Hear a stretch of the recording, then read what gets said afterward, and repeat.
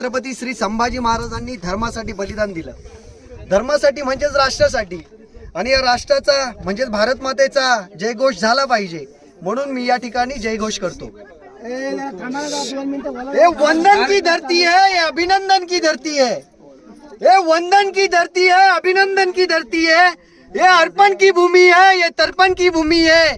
इसकी नदी नदी गंगा है, इसका कंकड़ कंकड़ शंकर है. हम जिएंगे भी तो भारत के लिए और मरेंगे भी तो भारत के लिए.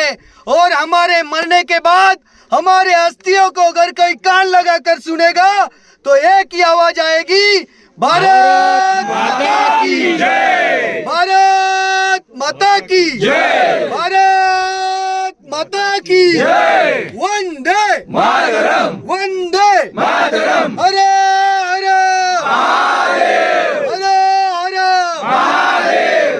जय शिवराय, जय शिवराय.